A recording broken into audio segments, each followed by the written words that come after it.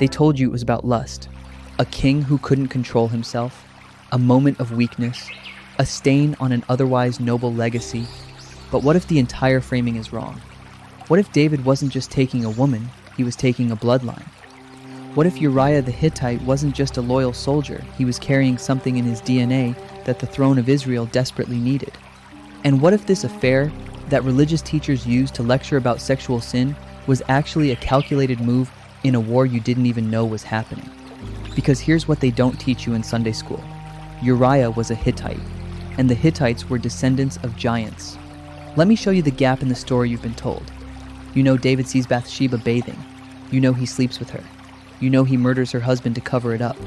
You know the prophet Nathan confronts him. You know their first child dies. You know Solomon is born from their second union. That's the moral tale. Beginning, middle, end. But nobody asks the obvious question. Why is this woman's story preserved in the genealogy of Jesus Christ? Matthew chapter 1 lists 4 women in the Messianic line. 4. In a culture that didn't list women in genealogies at all. And all 4 have something in common. They're scandal cases. Tamar played the prostitute. Rahab was a prostitute. Ruth was a Moabite foreigner. And Bathsheba is listed not by her own name, but as the wife of Uriah. Matthew could have erased her, could have jumped straight from David to Solomon, but he chose to rub the scandal in our faces. Why? Because this wasn't just about sin and forgiveness. This was about bloodline redemption. And to understand that, you need to know who Uriah really was. 2. Samuel 23 lists David's mighty men, his elite warriors, the special forces of ancient Israel. 37 names total. Number 37 on that list, Uriah the Hittite. Not just any soldier, one of the mighty men, the ones who fought giants alongside David, the ones who held impossible odds, the ones whose exploits read like action movies. Now here's where it gets interesting. The Hittites descend from Heth, son of Canaan, grandson of Ham. Genesis 10 traces this. And by the time Joshua enters the Promised Land, the Hittites are listed among the Canaanite tribes that Israel must drive out. Why? Because they're part of the giant contaminated bloodlines. Deuteronomy 7 doesn't say, drive them out because they're just mean people. It says, drive them out because of what they are, because of what's in them. The Anakim, the Rephaim, the Emim, all giant clans living in Canaan, all mixed with the Nephilim seed from Genesis 6. And Uriah is a Hittite. But wait, he's also a worshiper of Yahweh. His name literally means, Yahweh is my light. He's so loyal to the God of Israel that when David tells him to go home and sleep with his wife, Uriah refuses because the Ark of the Covenant is still in a tent and the army is still in the field. This man has more integrity than the king. So we have a Hittite warrior, possible giant bloodline, who converts to Yahweh worship, joins David's elite unit, and fights against the very giant clans he may descend from. He's a defector from the enemy's genetic army. And David kills him, takes his wife. And from that union comes Solomon. Coincidence? Let's talk about what Solomon could do. 1 Kings 4:33 says, he spoke about plant life, from the cedar of Lebanon to the hyssop that grows out of walls. He spoke about animals, birds, reptiles, and fish. He wrote 3,000 proverbs and 1,005 songs. Kings from all nations came to hear his wisdom. That's the Bible version. The Testament of Solomon, a text the church fathers knew about but didn't canonize, goes further. It describes Solomon commanding demons, binding them, forcing them to reveal their secrets, using them to build the temple with supernatural precision. He talks to a demon named Orneus and learns the structure of the zodiac. He interrogates the prince of demons and learns the names of the angels who can bind each one. He discovers which stars govern which spirits. This isn't just wisdom, this is knowledge. The kind of knowledge that sounds a lot like what Genesis 6 describes the forbidden teachings the Watchers gave to humanity. Now here's the question. Where did Solomon get this? David was a warrior, a psalmist, a man after God's heart. But David didn't command demons or speak 3,000 proverbs. David didn't have cosmic level intelligence. Bathsheba? We know almost nothing about her except she was beautiful and married to a Hittite warrior. So where does Solomon's mega brain come from? What if he inherited giant intellect instead of giant body? What if the Nephilim bloodlines weren't just about physical size. They were about capacity, mental, spiritual, dimensional. And what if Bathsheba, married to a Hittite, carried some trace of that in her lineage? Not enough to make her a giant, just enough to pass something down. And when that something mixed with the anointing on David's royal seed, it created the wisest man who ever lived. Now zoom out. Look at the women Matthew lists in Jesus' genealogy. Tamar, Canaanite, plays the prostitute, tricks Judah into impregnating her, births Perez, who becomes part of the royal line. Rahab, Canaanite prostitute in Jericho, hides the Israelite spies, marries Salmon, births Boaz. Ruth, Moabite. Moab was born from Lot's incestuous union with his daughter, cursed lineage. She marries Boaz, births Obed, grandfather of David. Bathsheba, wife of a Hittite. Hittites descend from Canaan. Adultery, murder, cover-up, births Solomon. Every single one is connected to the enemy bloodlines: Canaanite, Moabite, Hittite. The very peoples God told Israel to destroy, and yet God brings them into the messianic line. Why?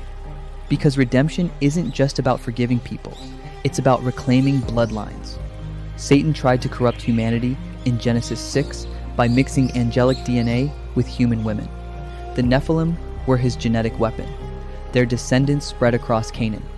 God flooded the earth to wipe them out, but somehow they came back, and also afterward, Genesis 6-4. So now there's a war happening at the DNA level. Satan wants to pollute the seed of the woman, Genesis 3:15, so the Messiah can't come through a pure line. But God doesn't just defend against this strategy. He reverses it. He takes the very bloodlines Satan corrupted and absorbs them into the messianic genealogy. He redeems the unredeemable. He takes giant contaminated Canaanite women and makes them mothers of the Savior. It's the ultimate power move. You try to use these bloodlines to destroy my plan? Watch me use them to fulfill it. So here's the question that's been building. Was David's affair with Bathsheba a sin or a prophecy wearing flesh? Because if you read 2 Samuel 11 as just a morality tale, David is a villain. He abuses power. He murders a loyal soldier. He takes another man's wife. Nathan the prophet confronts him. Their first child dies as judgment. That's the guilt and consequence version. But if you read it as bloodline warfare, the story shifts. Uriah had to be removed, not because he was bad, because he was in the way. He was the carrier of a bloodline that needed to be brought into the royal house, not kept at arm's length in a military unit. Bathsheba had to conceive with David, because the union of David's anointed seed with her Hittite-connected lineage would produce something the kingdom desperately needed, a king with supernatural wisdom who could build the house of God. Their first child died, yes, as judgment maybe, but also as a purging. The first attempt didn't hold, the second one did, and Solomon, the second son, became the vessel. Was it sin? Yes. David himself admits it in Psalm 51. Against you, you only, have I sinned. But was it also part of the plan? Look at the result. Solomon builds the temple. The glory of God fills it. The kingdom reaches its golden age. And 1,000 years later, the Messiah is born from this exact lineage. If this was just a mistake, why is it permanently embedded in the genealogy of Jesus? Here's what I think is really happening. God doesn't waste anything. Not even sin, not even murder, not even giant contaminated bloodlines that should have been wiped out in the flood. He's not just a God who forgives mistakes. He's a God who weaponizes them.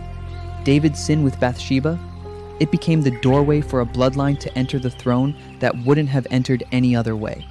Uriah's death? Tragic, unjust. A man of integrity, murdered by a man he served. But also, the removal of a genetic placeholder so the throne could receive what it needed to build the temple. And Bathsheba? She's not just the woman David took. She's the mother of Solomon.